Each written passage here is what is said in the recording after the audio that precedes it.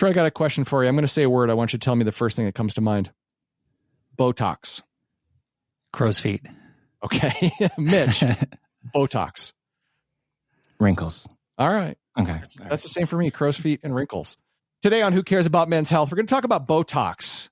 Not only for a more youthful appearance, but also some other things that it can treat that men might find useful. And also we're going to answer the question, is it safe? This is Who Cares About Men's Health, providing information, inspiration, and a different interpretation of men's health. I'm curious if you might have a different opinion about Botox by the end of this episode. We're going to find that out. My name is Scott Singpill. I bring the BS. The MD to my BS is Dr. Troy Madsen. Hey, Scott, I'm excited to learn about Botox for something besides my wrinkles. All right. A guy who's working on his health and as always has a unique perspective, Mitch Sears, is on the show. I'm curious because TikTok keeps telling me in my 30s I should start preventative Botox, and that worries me. Okay, sure. Like, am I doing something wrong? Yeah. And Dr. Sarah Kina, Director of Facial Plastic and Reconstructive Surgery in the Department of Otolaryngology at University of Utah Health. Welcome to the show. Thanks so much for having me. I'm very excited to blow your minds about the other uses of Botox or botulinum toxin. Yeah, this is great. Actually looked it up, and it was really shocking, some of the other things that Botox can do, because at the beginning of the show, as we all said, we tend to think about crow's feet or wrinkles, using it for get a younger, more youthful appearance, right? And a lot of times guys hear that word too, and we have that misconception that maybe it's not for us, right? And Mitch, you had a similar experience. Tell us about how you reacted when you heard that you needed Botox for another reason. Oh, frustrating. So I had Bell's palsy, right? We've talked about it. It's another episode. We can direct you towards it. But one of the weird after effects was that I have a thing called crocodile tear syndrome, which means when I eat, my eye will sometimes tear up, like big tears sometimes, whatever. It depends on what I'm eating, etc. And it just is a nerve that didn't quite, match up right. And so I went to the ophthalmologist, and they looked at it, and the potential treatment was Botox in that area to see if we couldn't numb up the nerve that was misconnected. And unfortunately, I immediately just said, nah, I don't do Botox, right? Like, I don't even know where that comes from. This idea, like, yeah, I hear what you're saying, but no, that's not for me. I'm a man, right? How dumb is that? But then, like, afterwards, I found out, like, I thought about it and whatever. And there were some other things that I wasn't quite super excited about. But yeah, the second that word Botox came out, I shut down, like, very quickly. Oh, I think I would do the same thing, Mitch. Yeah, if I had to tell people I'm going in for my Botox injections, I think, right? Number one, I wouldn't tell people that. But if I had to admit it, I would be embarrassed. Yeah, it's like you would rather cry when you eat, huh? I'd rather cry, just rather tear up. Yep. Then tell somebody you were getting, okay. Dr. Kina, is this how guys typically respond when they hear Botox, that word? Yeah, no, absolutely. And I think it's funny because in like the zeitgeist in our society, right, it's become so synonymous with cosmetics and appearance. And then people think, oh, it's mostly for women. But there's so many different ways that we can use it. And, so stepping back, it's actually, Botox is a brand, first of all. So it stands for, it's a type of botulinum toxin. So if we want to be more cool, if you want, we can say the toxin. So you can say you're going in for your toxin treatment, right? Rad. I love that. Okay. That's right. All right. So heretofore we'll say toxin. So your toxin treatments, the best way to think about it is it's this really cool drug that we can use that basically shuts off muscles right at the junction that the nerve is giving them input. So when you think about it like that, this toxin can be used to basically shut down any muscle that we feel like is not working well. So in Mitch's case, one of the kind of muscles that I think that you're talking about treating for the crocodile tears, it's basically things around the lacrimal gland. So we can use it to, stop that gland from secreting things because you're affecting that muscle function. And another way that we can do that in a similar case, which probably a lot of people don't know, is you can actually use toxin to treat over sweating. So actually there are, especially a lot of men who use it. Actually, we can use it in, your armpits or other areas that you feel like you're sweating a ton and it's, embarrassing or you're just not into it. We can treat that with Botox, or toxin, as we're saying. But that does require, a little bit of higher doses than we're typically talking about, versus things like wrinkles. But yeah, so that's one option that we can do. Another really great use of toxin is in your masseter muscles to stop teeth grinding. Do any of you guys teeth grind? Yeah. Fancy word bruxism. Yeah. So that masseter muscle is often the culprit in what's really causing that grinding. And fun side note. So my husband was very much like you guys and was very anti all sorts of toxin treatment.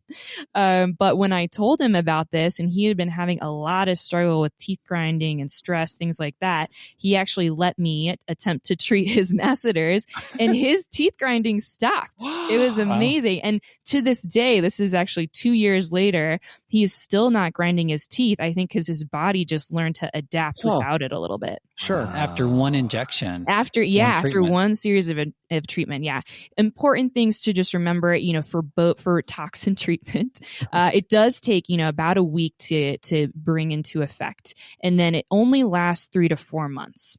So you do have to know that. So typically that effect wears off. Some people are able to use that for teeth grinding, for instance, just to have kind of rewire their body a little bit. Other people certainly need treatment still every 3 to 4 months. But it's a great way to, like I said, selectively stop these muscles from overactivating and to, help you in whatever that means for you for that muscle. And what about things like facial twitches? If someone notices like their face gets kind of twitchy when they get anxious or something like that, have you used it for that? Yeah. So blepharospasm or, that twitching around the eyes that can happen when people are stressed, tired, things like that. Super common indication and actually one of the first indications for using Botox or toxin. So toxin initially was actually developed and promoted in the 80s by ophthalmologists who were treating something called strabismus or, basically crossed eyes, right? Where your eyes are misaligning. Yeah. And that was one of the first uses in humans. And then quickly after that, they realized they could use it for blepharospasm or the spasms around the eyes. And then that led to saying, hey, we don't have crow's feet anymore. How exciting. That was the side effect, huh? That's right. So that was a side effect of all the initial use of toxin. So that's how we, started to develop in the market. And, all jokes aside, there's some very serious, other medical conditions that we can treat with toxin. One of the other things in, my field of otolaryngology is for people who have spasms in their larynx. So you can have these spasms that really prevent you from having normal speech and normal talking patterns. And our laryngologists or throat specialists are able to basically direct toxin to those specific muscles and help shut that down so people can talk normally. Another really common indication, probably more than that, is things like migraines or, anything that you can think of that's, a muscle chronically or misfiring where we can kind of gently turn that off. Now, it's a little tough because the dosages are obviously all different for different areas. So depending on what you want to treat and, what the indication is, insurance can cover some. So Mitch, if you'd, gone forward with your crocodile tears, it's likely that insurance could cover that because that's, a medical disease and illness that you're treating with it. Certainly for cosmetic things like the crow's feet and, forehead wrinkles, things like that is out of pocket. And where would you do an injection for a migraine? Yeah, so you can inject things like the temporalis muscles and sometimes even behind. Our neurology colleagues do treatments for that typically. But yeah, there's different things that we can work. And, for me, so I used to get a lot of tension headaches. And when I started getting toxin for my forehead wrinkles, actually my tension headaches went away because I think I wasn't, contracting or, squeezing my brow angrily all the time. Wow. I don't actually do that for the record, but you don't sound like an angry person, so I can't imagine that. But well, I can't contract my brow right now. So because of the toxin, shut that muscle down. Toxin, yes, right. Very smooth and content all the time now. So, what is the actual name of it? Not the brand name. So botulinum toxin, that's the actual name. I don't know. That doesn't sound too good to me. Yeah. Like on one hand, it sounds cool because, oh, I'm tough. I'm taking my toxin. But on the other hand, is that safe? Yes. Yeah. There's very little side effects. So a few important things is that whenever that toxin is injected, it can diffuse to other things in the area. And this is a little dependent, of course, on where it's injected, what the concentration it's injected at, sorts of things like that. So you do have to be careful. And that's why, I always recommend going to someone who knows what they're doing and is very familiar in the anatomy and structures in whatever area that they're injecting. But it's relatively safe. The nice thing again is that while it takes often 5 to 7 days to act, it goes away in 3 to 4 months. So if you don't like whatever the action is, it will wash out eventually. Very few people do have allergies to toxin. If you have egg allergies, actually, the botulinum toxin A in Botox, for instance, is formulated with egg proteins, albumin. So you have to be a little bit careful to just think about that. And if you have other things like neuromuscular diseases or disorders, yes, you definitely have to be very careful about the effects of it. Also, certain antibiotics like aminoglycosides, botulinum toxin can potentiate some of the effects of that. But, outside of those pretty specific circumstances, it's got a really safe profile for use in a lot of different ways. I've heard of something else called botulism. Is it related to that? Yeah, so the toxin is the same, believe it or not. So that is how, they initially learned about it. And yes, that's a serious disease that is more, if you have canned food, right? Like cans that are crushed or look funny or things like that, those can harbor botulinum toxin. Honey can actually technically have some relation to that too, but not in the ways of being, mostly just serious for like babies and infants, things like that. But the way you're using it, it's very different. Safe. It's not. I'm not getting any of that illness. Correct. Okay. Yes, you're not getting any of that illness from an injection of the toxin. Yeah. Yeah, my one piece of advice, Scott, would be to avoid botulism. Don't drink Pruno. It's a prison wine. We had a big case series. We published it. A bunch of prisoners who unfortunately drank that, and they had a potato in it, which was the source of the botulism. But it was a big CDC report that we published with multiple prisoners. So if you want to avoid botulism, but this is not botulism. I think that's the point here. You're not putting yourself at risk of botulism. Yes, correct. So it has a lot of really, really cool uses. The sweating thing, I bet you for some guys could really be a game changer. We talk about the core 4 and emotional and mental health is one of them. And if it makes you self-conscious or anything like that, lazy eyes, I think you mentioned that as well. Any sort of spasm disorder, to remove that from your life, I would imagine can be a great thing. Do you have any guys that have ever used it for those purposes, and how did it change their lives? Yeah, I think the sweating thing in particular, I remember a patient a few years ago who came in. It was a gift from his mom for his 19th or maybe his 18th birthday, because he was going to be taking prom pictures soon, and he didn't want to sweat through his shirt during prom, which was actually a really sweet gift, I thought, from his mom. So, small things like that, they can make a big difference in people's lives. Like sweaty palms, people use it for that. I've not personally done that, but I think in theory you could. When you're treating large areas like that, again, you do have to be a little bit careful because it's probably just going to be a high dose. So it might just be a little bit dose limited in terms of having to inject all these little areas there. The other tough part there, right, is you wouldn't want to turn off the muscles in your hand. Right. That could get awkward. Yeah. A little, it's always a balance. We can inject it in glands, things like that. But if you're injecting around muscles, you have to be prepared that it might diffuse a little bit. So it can do a lot of really cool things. And, since you're here, let's talk about using it to remove wrinkles. I'm just gathering information. I'm not saying it's for me. Asking for a friend. For a friend, yes. Asking for Troy. I'm just asking for Troy. I was curious, So actually, I want to throw that out. Mitch, you had mentioned that it had been recommended that maybe, on the internet that you'd start doing some preemptive Botox. Oh no, I have a friend in my life who has also said it's not that big of a deal, and if you start now, you'll never have wrinkles. All right. I don't know if that's true or not, but have you considered ever using Botox? Appearance. See, I have a pretty youthful appearance anyway, and the rule I've always told me is as long as I could play a high schooler on a CW original, I am okay. All right. But there is a part of me that does wonder, like, I don't know, I don't particularly love, the idea of becoming super duper wrinkly. Like maybe I'm like open to it, but I'm not like super excited about it. What would your dad have to say about all this? I don't know. He's probably listening right now. I'm sure I'll get an email. Troy, is this anything you've ever considered? Botox, I haven't seriously considered it. No, it's probably crossed my mind because I'm at a point in life where I do see more wrinkles appearing. But I can't say I've ever really looked into it beyond thinking, maybe. Well, fair enough. And I think a lot of patients, and especially men, are in that boat. But it is nice because from that, Mitch, you asked earlier, I think about the preventative part. Yeah. So Botox or toxin can't take away wrinkles that are already formed.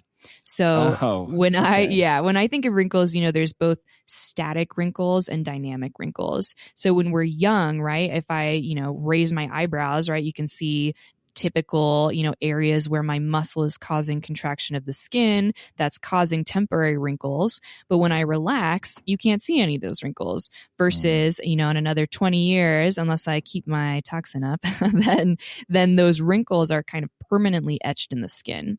So important distinction. Yeah. Toxin can't take the permanent wrinkles away because that's just part of your skin at that point. But it can always, as we said, inactivate the muscle under it. So for forehead wrinkles, for instance, that's the frontalis muscle.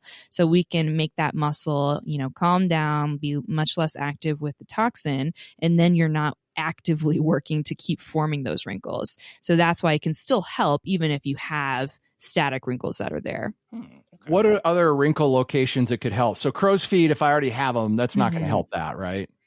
Yeah, it still will make, I think, the appearance of the deep wrinkles less, right? Because if you have the crow's feet, yes, they're there, but if you're not activating the muscle all around it, it can still look a little bit softer, a little bit less aged overall, right? Okay. For other areas, so we talked about the forehead, the between the eyes area, that brow, that's another super common one, and especially for men, right? It's that kind of furrowed, angry brow look. We call those the 11 lines because it leads to those, two often horizontal lines in the very middle of your forehead.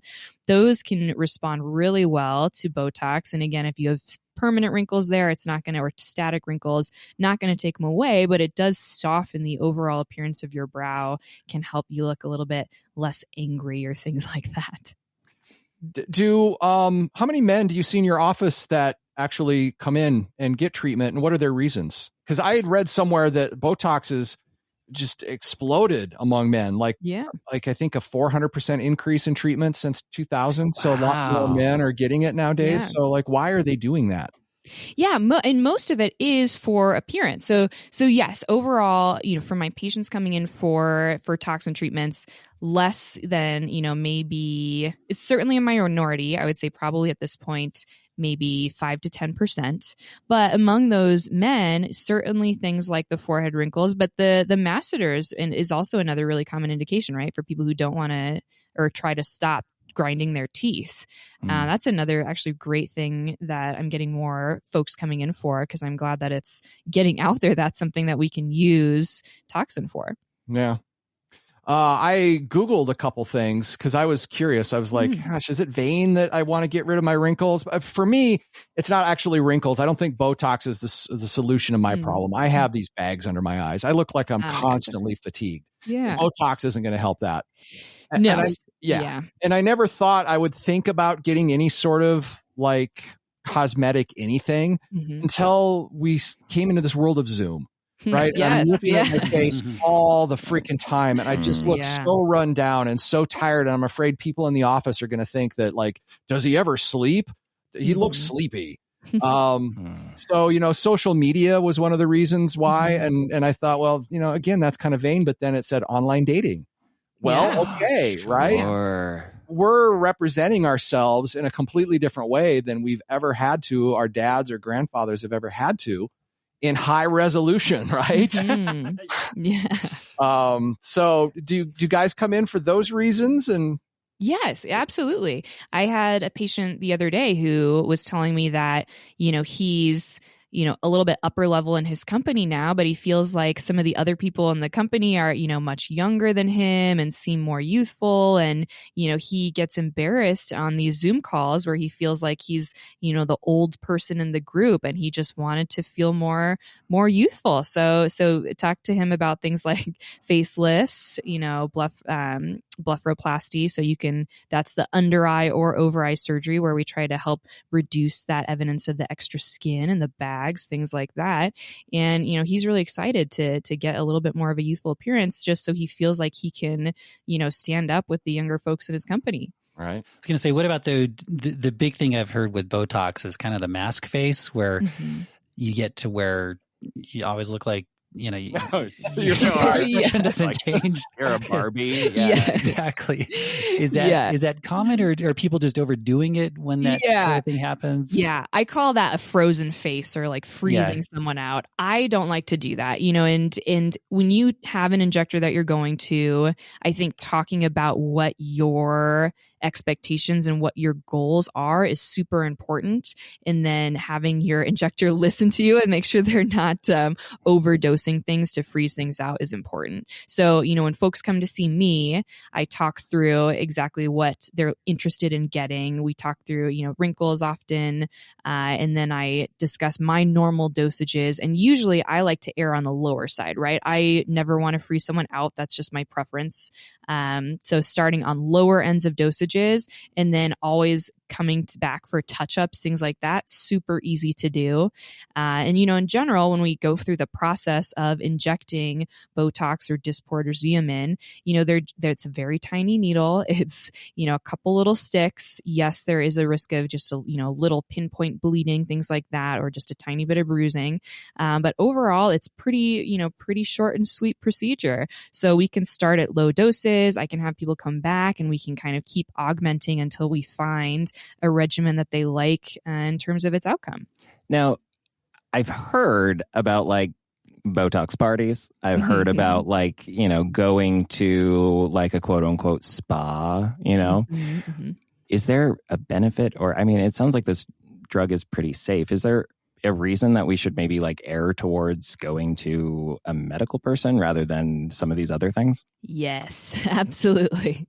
And we talked a little bit about some of the risks. I just mentioned, injection risks certainly are something to always think about, but making sure that whoever is injecting your face is intimately familiar with those muscles and the other things in the area that could get affected by your injection is so important, right? So one of the other common things that can happen if you're injecting around the eye, and especially if you're injecting in certain areas, is that toxin can diffuse and affect one of the upper, muscles in your eyelid and basically give you a droopy eyelid. Oh. So that's something called ptosis. And especially for cosmetic things, it's a little bit less common, but you want to make sure that your injector is, injecting in places where that's a much lower risk. Certainly we can treat that with eye drops, and often it only, acts for a few weeks even. But yeah, that's a small example of you want to make sure you're going to someone who knows what they're doing and, can provide the treatment in the places that you want it, giving you the effect that you want in the dosage that you want. So yeah, Botox injectors come in all sorts of varieties. I've even seen like dentist office offering Botox. Have you guys seen that? No. Yeah. Which makes me, I think if you're well trained and have good results, okay, for sure, but yeah, you just never know. And I think it's safer to make sure you're going to a place where the person knows the face, knows the muscles, knows what they're doing, because while it's safe in general, you can have unwanted consequences. And exactly like you can freeze out a face, you can cause droopy eyelids, you can affect things like the smile overall. If you're doing masseter Botox, sometimes that can diffuse in different places, so you just want to make sure someone's really knowledgeable when they're doing it. Those are some really good tips on, how to look for a professional. And also, I love the fact that you said you should have a conversation, and make sure that you feel comfortable with the person. Yes, that's absolutely. That's going to do it for you. Yeah. So I'm not going to pass judgment, I guess, I think the Scott of 10 years ago, and certainly the Scott of the South Dakota rancher that is the son of the South Dakota rancher would. But we're in a different world, right? So Botox is super useful for a lot of reasons beyond just appearance. If you want to get it for appearance too, I've considered it, so I would completely understand. So I want to find out where we are after our conversation. We started out with the association game. Troy, Botox. Teeth grinding. Okay. Wow. So we did change perception. That was one takeaway. And as we talked about it, I was grinding my teeth and I thought maybe I need this. Right. Oh my, I've been struggling with this forever. I have a little mouth guard thing that I wear most nights. Right. And I'm still got sore muscles. And it's like, oh, no, duh. If we have something out there that can turn those muscles off for a bit. Okay. Yeah. All right. Mitch, Botox. Toxin, my eyes. I don't know. Because that was what I'm thinking now is it's just like maybe if it's for the most part relatively short term, like maybe I could try it and see if it's worthwhile to have those muscles near my eye frozen. Like I didn't fully realize that it was a kind of a temporary thing. So I don't know. I feel very different about it. You're more open to it now. Oh, very much so. Yeah. All right. Very good. Well, thank you very much, Dr. Aquina. We appreciate having you on the show. And if you're listening, where are you about Botox after this episode? Have you ever used it for other procedures, for your appearance, or any of the conditions we talked about? And how did it work for you?